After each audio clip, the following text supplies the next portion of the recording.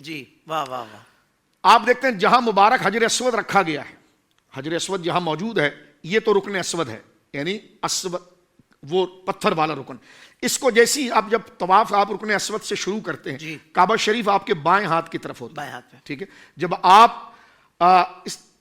گھومتے ہیں جی. تو جب دوسرا رکن آتا ہے، یہ رکن عراقی ہے، صحیح. اس جہاں پر حتیم موجود ہے. اور وہاں سے تھوڑا سے آپ آتے ہیں تو پھر تیسرا رکن آتا ہے، وہ رکن شامی ہے جہاں پر حتیم مکمل ہوتا ہے، یعنی سائڈ سے. اور پھر جب وہاں سے آپ آتے ہیں تو یہ ہے رکن یمانی. تو رکن یمانی جو ہے وہ تیسرا کونا ہے کعبے کا. سمجھنے کے لیے یہ ہے کہ رکن یمانی کے بعد جب آپ نکلیں گے تو دوبارہ حجر اسود آ جائے گا. تو یہ رکن یمانی سے لے کر رکن اسود تک یہ جو جگہ ہے اس کو مستجاب کہا جاتا ہے. یہی مستجاب ہے، یعنی رکن اسود اور اس سے پہلے رکن یمانی.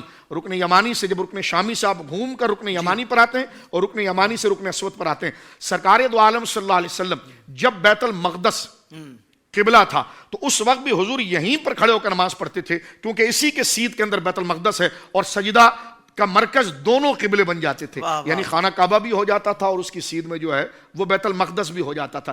یہ مقام کے بارے میں بات کو سمیٹتے ہوئے بخاری شریف میں کئی متعدد حدیث ہیں. ہماری ماں سیدہ ام المومنین عائشہ صدیقہ بنت صدیق رضی اللہ تعالیٰ عنہما نے فرمایا کہ حضور سید عالم، ناظرین سن لیں اس کو جو عمرے میں اس وقت موجود ہیں، حضور سید عالم نے ان چاروں کونوں میں جن کونوں کو اپنے مبارک ہاتھوں سے مس کیا، یہ بخاری شریف ہے، چھوا حضور نے تعظیم میں، فرمایا وہ دو رکن تھے، وہ دو کونے تھے. ایک ہے رکن اسود تو ہے ہی ہے جس کو حضور نے چھوا اور اس کو جہاں پر حجر اسود لگا اس کو چوما،